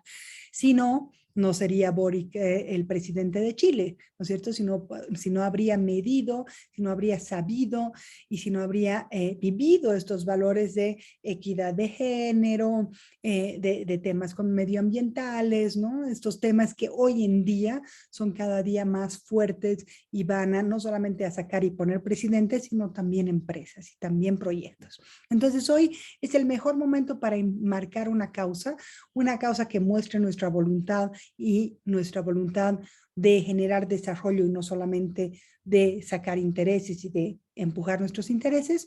Es una causa que obliga a crear pasos suficientes para ser legítimos, porque tiene que conocer a los públicos, porque tiene que conocer sus reglas no dichas, que son sus valores, etcétera, etcétera, y va a caminar hacia una licencia social, y una causa nos va a unir internamente, porque los proyectos mineros y los proyectos hidrocarburíferos sufren mucho embate y crítica y necesita tener embajadores muy sólidos desde dentro, y eso normalmente no se da. Y entonces cuando logramos esta causa vamos a lograr tener estos embajadores también, ¿no? Tengo un ejemplo en Bolivia de una causa, de una mina que empleaba la mayor parte de la población, y la mayor parte de la población siempre era la que estaba en contra de la mina, es decir, sus propios empleados actuaban en un momento como ciudadanos de su población, de su comunidad, y otros como empleados. Y es que sí, los seres humanos tenemos la posibilidad de tener 2 perfiles y 2 roles en nuestra sociedad. Uno es con nuestra comunidad, con los valores que profesamos, y otro como empleado. Y estos 2, a pesar de que no parece tan lógico, no se juntan del todo, y hay que encontrar la manera de hacerlo, y una causa o un propósito bien estructurado que vaya más allá del eslogan, por supuesto, va a lograr hacer esto. Y esto es trabajar en ser un ciudadano corporativo desde las empresas mineras, ¿no? El segundo tema es cuidar y conocer los mitos. Lo he hablado bastante en estos minutos, y les he puesto solo una breve referencia a qué quiere decir un mito. En la historia quiere decir aquellos seres mágicos o acciones mágicas a las que se les endilgaban los fenómenos naturales, el dios del rayo, la lluvia, etcétera, porque no conocíamos a ciencia cierta aquello que estaba detrás. Entonces les dábamos un perfil, no sé si humano o por lo menos más mágico, para aprender y para entender esa realidad, ¿no? Lo mismo pasa hoy con los fenómenos que no conocemos, los fenómenos que desconocemos de nuestra cadena productiva, de la minería, de todo lo que está pasando en la industria extractiva, pues van a generar mitos. Y esos mitos se van consolidando y se van volviendo lo que los gringos llaman la posverdad, ¿no es cierto? Que básicamente es pensar en lo que creen las personas y no tanto en lo que quieren. Entonces, si las empresas empiezan a trabajar en la causa, empezarán a percatarse de su actitud y comportamientos institucionales, trabajarán en la ética no solamente como un, digamos, como un manual de ética, sino también como políticas internas de relacionamiento y un sistema de valores que va a ayudar a tener a todos dentro de la misma lógica, ¿no? Entonces, vemos que así, construyendo esta causa, pero además entendiendo estos procesos de la licencia social y quizá aclimatándolos, ecuatorizándolos para que funcionen mejor, vamos a poder construir estos círculos de confianza e ir derrocando aquellos temores que hemos visto en las encuestas. Así, concluido. Si tienen algún tipo de preguntas, seguramente van a surgir porque los temas intangibles son un poco más tratables, más conversables. Entonces, aquí estoy para después. Muchísimas gracias. Muchas gracias, María José. Interesante tu ponencia, en verdad. Esto es algo que viene caminando, es algo que tenemos que tomarlo en cuenta, en verdad, en todos los aspectos de nuestra vida cotidiana, inclusive y en la industria especialmente, ¿no es cierto? Hay que tenerlo en cuenta. Finalmente, vamos a terminar la ponencia con algo un poquito más técnico, algo que está muy relacionado con la empresa hidrocarburífera. Vamos a darle espacio a Eduardo Neira, vicepresidente de Finnish IMC de Canadá, quien abordará un tema bastante interesante relacionado a la ISO 55000 y la gestión integral de los activos. Eduardo, por favor, estamos a tu escucha. Muy buenas tardes, Julio. Muchísimas gracias por la invitación y por compartir con este selecto grupo de panelistas. Muy interesantes sus intervenciones, sobre todo por el panorama que están entregando, por las tendencias, las proyecciones que muestran y las oportunidades. Bien importante ver o conocer el proceso minero y el proceso del sector de oil and gas en Ecuador, sobre todo que son elementos importantes de la cadena de producción que implican el manejo de los recursos naturales, que tienen una participación grande del Estado y que además en últimas va a redundar en esos beneficios que van a tener la inversión social en el país. Entonces, yo quisiera compartir en este momento la presentación. Por favor, me confirman que ya la tienen.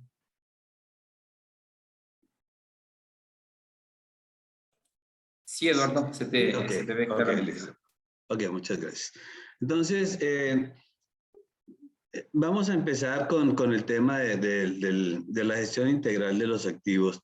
Y pues para esto es importante, además de todo el contexto que se vio con las intervenciones anteriores, que las realidades tecnológicas, lo que está pasando en el mundo, todos los paradigmas económicos, políticos, sociales, están cambiando de una manera bastante rápida.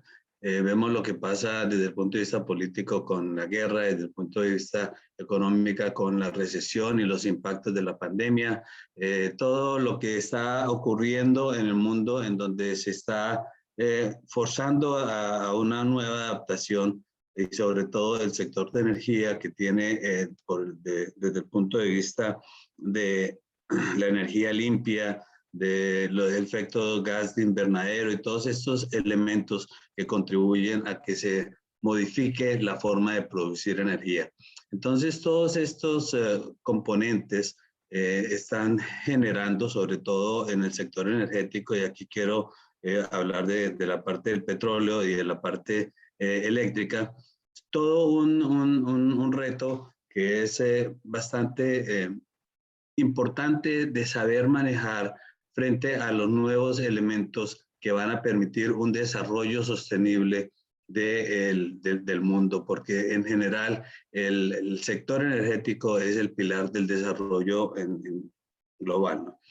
Entonces, además, estamos viendo que las nuevas tecnologías están trayendo cualquier cantidad de retos, pero también oportunidades, sobre todo con elementos que le ayudan a las organizaciones a incluir tecnologías que facilitan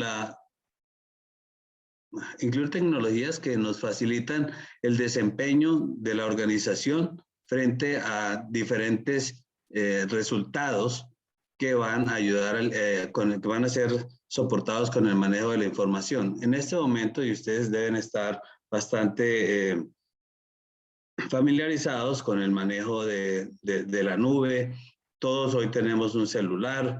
Las tecnologías en desarrollo se están volviendo bastante agresivas en el manejo de analíticas avanzadas, impresiones en tres dimensiones, todo lo que tiene que ver con el Internet de las cosas, la parte de robótica, todo lo que tiene que ver con elementos que sirven para la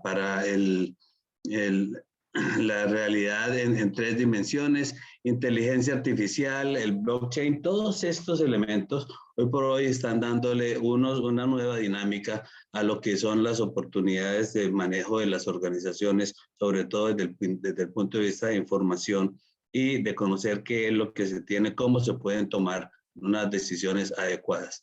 Entonces, ya volviendo un poco al tema de la parte de energía, uno de los principales retos está en suministrar energía a una población mundial que crece aceleradamente. Además, ayudar a que millones de personas puedan salir del umbral de la pobreza. Y los gobiernos no solo deben mantener, sino también aumentar su compromiso para lograr la seguridad energética y las metas climáticas en colaboración con la industria de gas y petróleo. Y esto lo decía John Martin, que es un miembro del concilio del petróleo, el World Petroleum Council.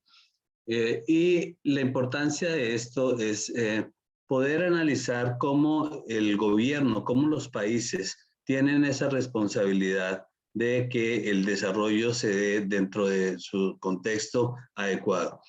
También es importante hacer la referencia a, de pronto, los temas que se trataron en la reunión de hace 2 semanas en cuanto a los objetivos de desarrollo sostenible, en donde hay elementos en que cada uno de los miembros de las Naciones Unidas se comprometió a 17 objetivos de desarrollo que van a permitir mejorar la vida y la sostenibilidad de los ambientes en los países. Entonces, el gobierno tiene un compromiso muy importante, no solamente frente al desarrollo de los recursos, sino también a esa inversión que le va a retornar ese bienestar a sus ciudadanos.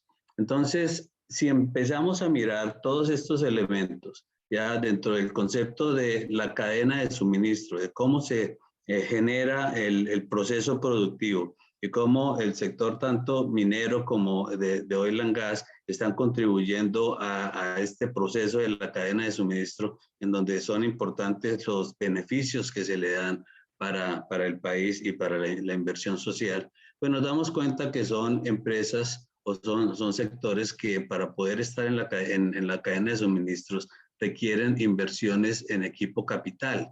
Son infraestructura productiva que van a ser los que van a generar los procesos de producción. Son compañías o son industrias intensivas en activos. Y dentro de esto, el ciclo de vida del activo tiene que estar totalmente sincronizado con la cadena de suministro para que se generen los resultados. Entonces, se proponen 3 reglas que son muy, muy sencillas. Uno es que si vamos a manejar, que queremos ser totalmente competitivos, si queremos movernos adelante, tenemos que entender primero que los activos no fallan, simplemente dejan de operar. Los que fallan son sus componentes. Cuando tenemos fallas significativas, implica que esas fallas significativas están asociadas a componentes significativos que son parte de equipos significativos, unidades significativas y o sistemas. También me ponen a fallar sistemas o procesos. Entonces, esas fallas generan costos de adquisiciones de materiales, contrataciones y servicios. La idea es que debemos mantener siempre los equipos funcionando, porque el factor clave para direccionar el retorno de capital en compañías intensivas en activos es la capacidad de utilización de la planta y el equipo. Entonces, para poder generar esa capacidad y esa utilización, pues está asociado con qué tanto yo puedo aportar en el mercado y cuál es la disponibilidad de mis activos. Y esa disponibilidad de mis activos pues básicamente está asociada con que el equipo una vez que esté funcionando no se dañe, pero que si se daña yo lo pueda restaurar su capacidad de funcionamiento en el menor tiempo posible. El primero se llama confiabilidad y el segundo se llama la mantenibilidad. Entonces, tanto la rentabilidad como la competitividad de la compañía dependen de un profundo control de la mantenibilidad y la confiabilidad de los equipos. Y aquí es donde empezamos ya a mirar el proceso de la gestión de los activos. Esto ha tenido una evolución desde hace muchos años y en ese parte de la audiencia han estado en el mundo del mantenimiento, se acordarán del mantenimiento predictivo de los años 80 y luego de las tendencias de mantenimiento total, en el productivo total en los 90s y los esquemas de gestión de activos que se empezaron a plantear hacia los años 2000 y que hoy por hoy ya se han consolidado como estándares de la industria. Entonces, esa evolución pues simplemente nos ha ayudado a que se creen estándares basados en las mejores prácticas que empresas que han sido exitosas en el manejo de sus activos les han contado a las otras o han compartido estas prácticas para poder para poder garantizar una sostenibilidad de las organizaciones y que siempre la administración de estos activos tenga unos componentes que permitan hacer una medición y llevar a resultados de acuerdo con los objetivos de la organización. Y eso es básicamente lo que se encuentra en las normas ISO 55000. La 55000 es básicamente lo que es el esquema de gestión de activos. La norma 55001 es la que nos dice cuáles son los requerimientos que se tienen que cumplir para poder establecer un esquema de gestión de activos. Y la 55002 nos dice cuáles son las guías para esa implementación. Pero esos tres elementos, pues básicamente nos están llevando a poder manejar desde un punto de vista acertado los resultados de la infraestructura productiva de una organización. La gestión de activos se puede ver desde diferentes puntos de vista y depende desde dónde yo estoy actuando, tengo una visión diferente de la gestión de activos. En el sector de servicios financieros es de manejo de acciones, portafolios de inversión. Las juntas directivas quieren mirar cómo se desempeñan sus organizaciones, su crecimiento, compra y venta de compañías, hacer reorganizaciones. La gente de software mira el esquema de gestión de activos como aplicaciones para el manejo de mantenimiento, confiabilidad, lo que hoy se llama Enterprise Asset Management Systems, pero realmente en donde debemos enfocarnos en este momento, en donde la norma se enfoca, es en los dueños de la planta y en los operadores, en donde su función principal es para el sostenimiento de la planta física, la infraestructura y sus facilidades asociadas. Entonces, ¿qué es la gestión de activos? Su alcance implica un proceso y un programa de mejoramiento del negocio. Está orientado al negocio, centrado en utilidades y direccionado a obtener una efectividad sostenible en el ciclo de vida de los activos. Esta palabra sostenible la escuché en las diferentes ponencias porque realmente es lo que permite que, aunque hoy lo estamos haciendo, mañana también vamos a tener la posibilidad de seguir realizando las actividades y manteniendo los activos en el ciclo de producción.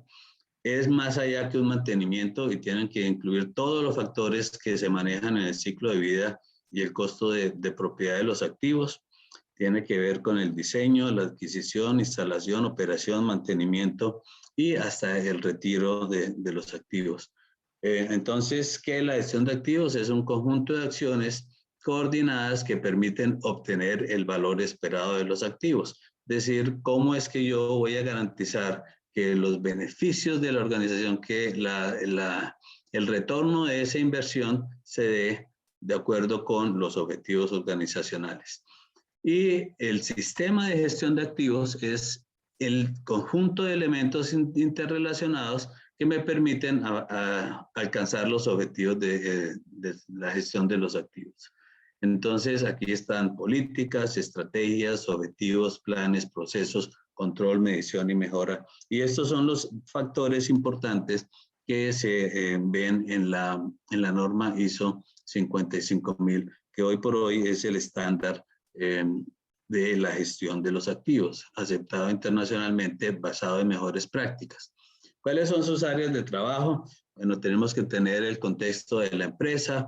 Es importante tener un sistema de gestión que me permita conocer en dónde estoy en cada momento, cuáles son los procesos que se están ejecutando, cómo los mido.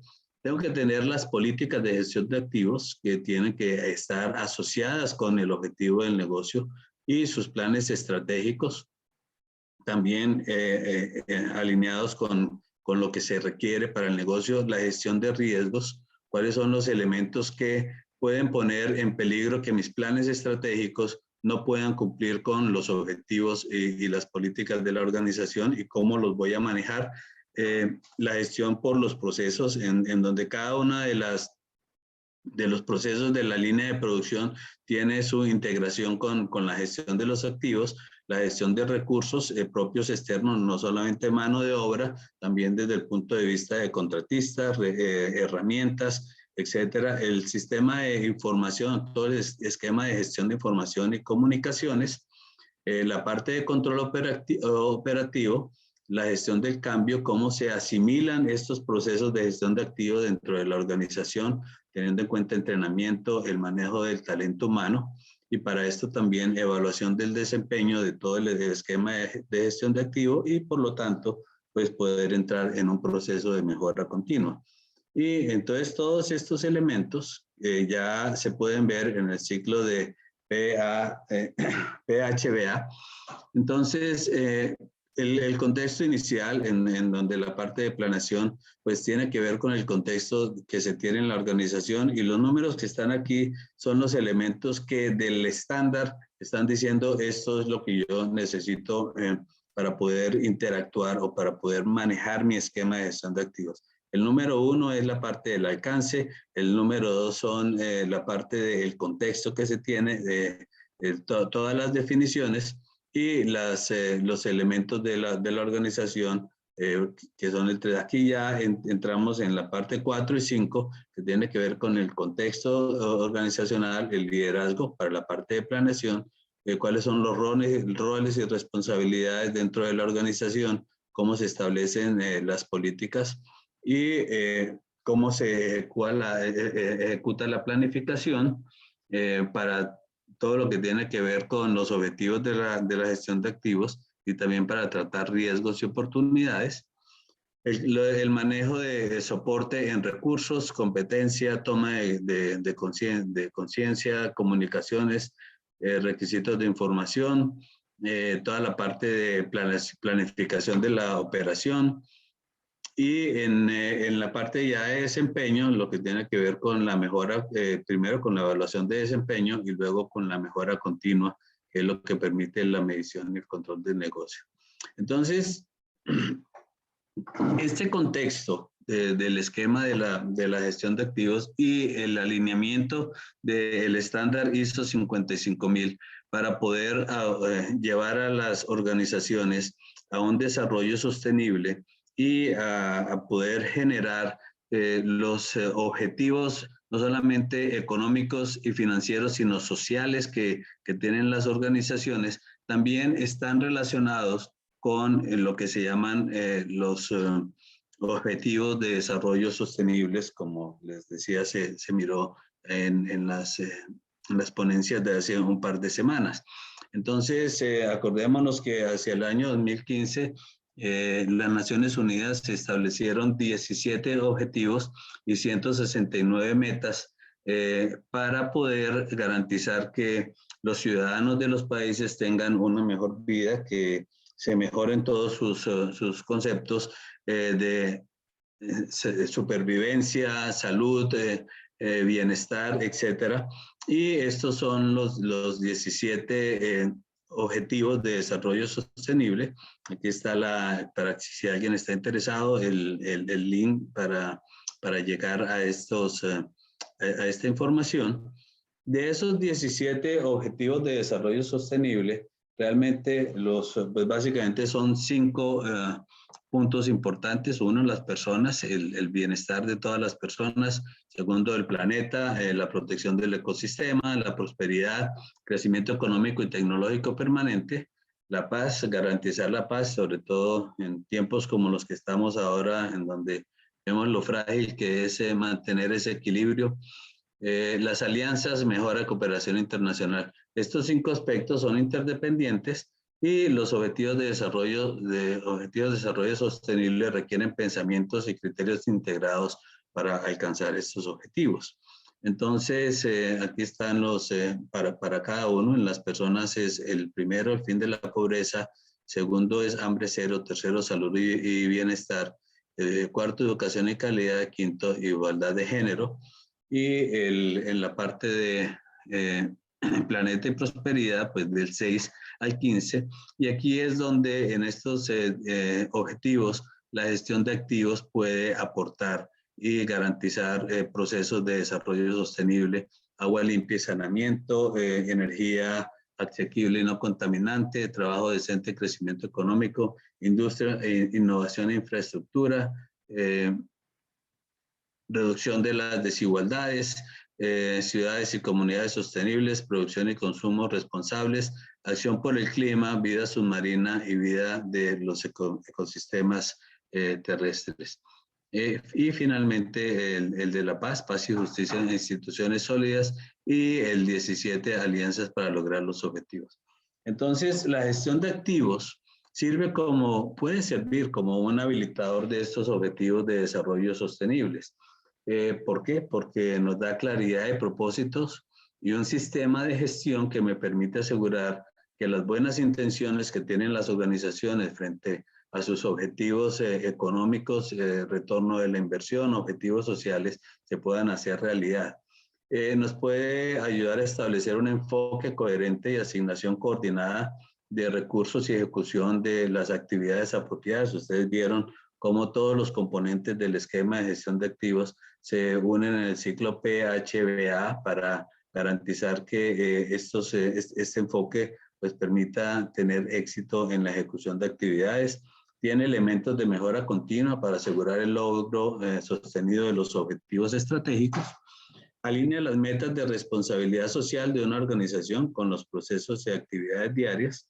Y también incorpora las metas en las decisiones técnicas y financieras para obtener planes realizables. Todos estos componentes se encuentran en la forma en cómo se integran los 3 capítulos de la norma, la 55.000, 55.001 y 55.002, terminando con estas guías de implementación que van a garantizar que el esquema de gestión pueda servir como un habilitador de los objetivos de desarrollo sostenible.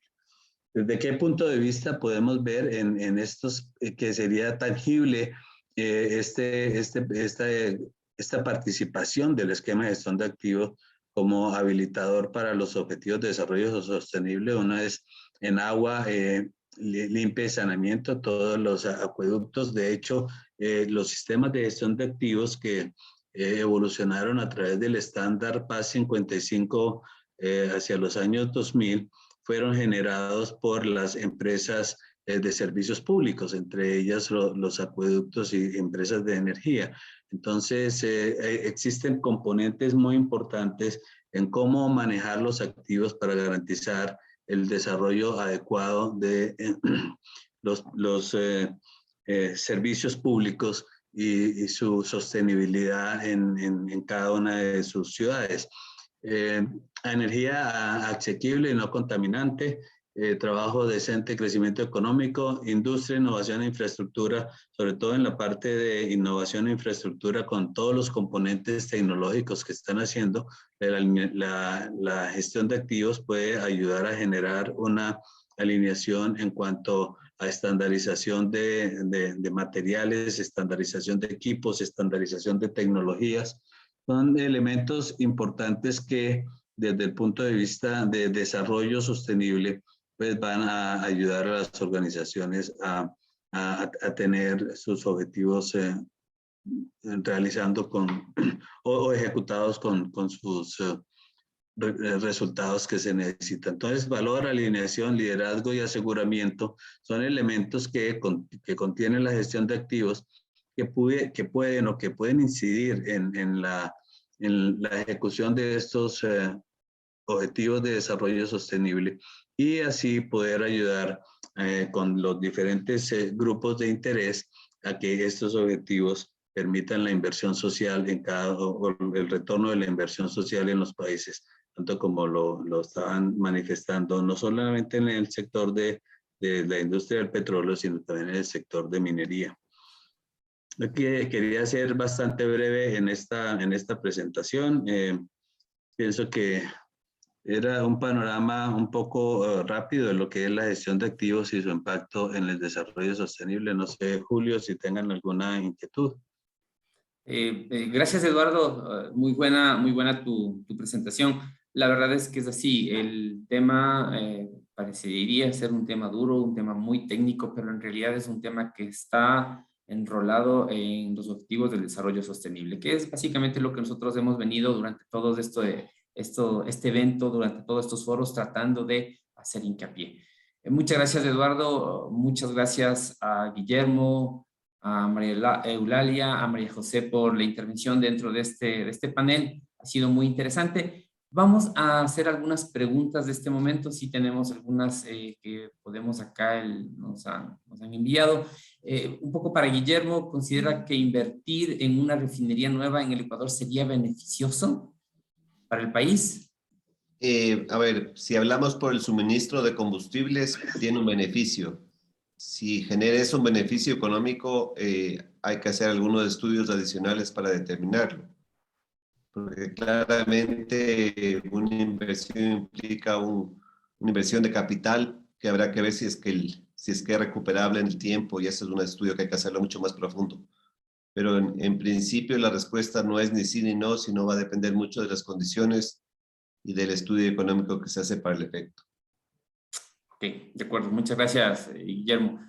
María José, ¿qué deben hacer este tipo de empresas, las mineras y las hidrocarburíferas, me refiero, frente a tantos mitos que les quitan legitimidad? Porque tú nos hablabas de eso, ¿no? Un poco hay temas de conocimiento y de legitimidad. ¿Qué nos puedes decir al respecto?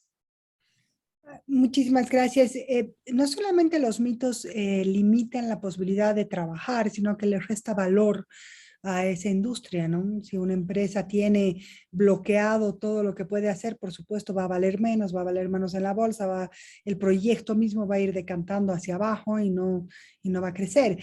Y lo que yo les decía es que quizá tenemos que ecuatorianizar la metodología de la licencia social y no empezar por la búsqueda de la legitimidad, que es tan compleja en nuestro país, porque requiere conocer demasiado de las culturas, requiere muchísimo trabajo, que lo vamos a llegar a hacer, por supuesto, pero quizá al hacer que la metodología de la licencia social se base en el conocimiento mutuo y en el conocimiento de los elementos culturales que componen cada uno de los actores, uno de las empresas y el otro de las comunidades. Normalmente tenemos mitos de ambos lados, ¿no? Las empresas tienen un mito respecto de cómo funcionan las comunidades y cuáles son sus intereses, y las comunidades tienen un mito respecto de las empresas de igual manera. Entonces, el primer paso antes de la legitimidad, porque no se va a conseguir, es el conocimiento mutuo bajando barreras. Y ese conocimiento abierto de saber los sistemas culturales, de saber los sistemas de valores, etcétera. Y luego pasar recién a tener una experiencia en común, y esa experiencia en común sería las acciones que el RSE hace normalmente de las empresas, y normalmente empezamos por las acciones de RSE, y esas son marcadas de un paraguas muy paternalista y luego se vuelven más extorsivas. Entonces, quizá primero conocimiento, en base a ese conocimiento establecer relaciones de beneficio conjunto, y luego ya llegaremos a generar un poco más de legitimidad y la credibilidad y luego la aceptación, ¿no? Entonces, quizás sea por ese camino, y tomar en cuenta claramente que si hay algo que va a hacer que las empresas valgan más en este siglo, es sus causas no solamente de eslogan, sino sus causas que modifican su trabajo interno, sus políticas se adecúan a los ODS, a ser sostenibles, trabajan esos ODS no solamente como un greenwash, que es solamente de baquelita o de pasada, sino que trabajando en sus políticas internas y cambiando muchas cosas, ¿no? Entonces, realmente hay que cambiar. El tema aquí es que para valer más en esta industria hay que cambiar, y hay que cambiar desde adentro. Interesante. Y más o menos en esa línea, Eduardo, ¿qué tanta buena aceptación tiene la implementación de las 55.000? Está clarísimo que lo que tú nos has dicho, hay procesos que nos están apoyando a nosotros a poder desarrollar estos procesos de manera amigable con el ambiente, a pensar en la gente, a pensar en las comunidades, pero ¿cuánto se demora un poco estableciendo esta implementación y qué tan buena aceptación está teniendo, más o menos en nuestro entorno? Sí, yo pienso que las organizaciones ya han entendido que la forma en cómo se venían haciendo las cosas no necesariamente es exitosa, que hay que tener una aproximación un poco más sistemática para poder manejar los activos. Es un proceso que no se da de la noche a la mañana, que requiere un compromiso total de la dirección. Como ustedes vieron, la implementación del sistema de gestión parte de los objetivos organizacionales, y con base en eso yo puedo plantear las políticas de qué es lo que necesito hacer para poder tener un desarrollo sostenible de mi infraestructura operativa y productiva, y con base en eso ya plantear objetivos que sean realizables en un plazo. En general, lo que se plantea es que cuando uno empieza a implementar este esquema de un sistema de gestión de activos, la compañía tiene que entender cuál es su posición dentro de un modelo normal de maduración. ¿En qué punto estoy? Estoy empezando, estoy en una parte en donde ya tengo entendimiento de lo que es el esquema de gestión, y se plantea un plan estratégico para poder llevar a la compañía al punto que necesita desde los resultados que requieren para los activos. Las organizaciones ya lo están entendiendo. Yo veo mucha aceptación, sobre todo a nivel de las juntas directivas, de los CEOs, que es una manera que les va a ayudar a que las organizaciones puedan permanecer en el tiempo, entregando los resultados que se necesitan de acuerdo con los planes organizacionales, sobre todo las organizaciones intensivas en activos, en equipos. De acuerdo. Muchas gracias, Eduardo. Y bueno, muchas gracias a todo el equipo, gracias a todas las personas que nos están acompañando, gracias a los conferencistas, súper interesante. La verdad es que han sido 3 semanas muy interesantes de charlas y diálogos que realmente no es que se dan todos los días. Hay mucho por avanzar en este tema, hay mucha tela que cortar todavía, ¿no es cierto? Guillermo hoy nos habló de las posibilidades de desarrollo de un negocio, María José nos habló de cómo este negocio puede ser potenciado a través de la legitimidad de sus actos, ¿no es cierto? Y Eduardo nos dice cómo vamos a operativizar esa legitimidad, ¿no es cierto? Así fue el entorno, así fue analizado esta conferencia. Y Además, yo quiero agradecer también un poco ya para ir concluyendo tanto esta conferencia como todo el evento, a todo el equipo de trabajo que nos estuvo apoyando a pies firmes, nos estuvo ayudando. No somos tan expertos en esto de llevar una conferencia, hemos aprendido un montón acá. Y la idea es que conforme avance el tiempo nosotros ir dando exposición a estos temas que, como les decía, no son tan evidentes y no se discuten siempre, no se discuten constantemente. Nada más que agradecerles a todos los conferencistas, a los 8 o 9 conferencistas que nos han estado acompañando en estas 3 jornadas, al equipo de trabajo nuevamente, a nombre del Grupo Pértiga, a nombre de Acurí y Asociados, les queremos dar las gracias de todo corazón el habernos acompañado en estas jornadas. Y lo que sí estamos seguros es que esto vamos a seguirlo haciendo para seguir, como les decía, exponiendo más temas relacionados, para seguir adelante, para dar focalidad, para dar luz a este camino. ¿De acuerdo? Les agradecemos mucho y pues muy buenas noches. Que pasen bien. Muchas gracias. Guillermo, Eduardo, María José, que pasen bien. Un gusto saludarles. Gracias Chao. a ustedes. Chao, chao.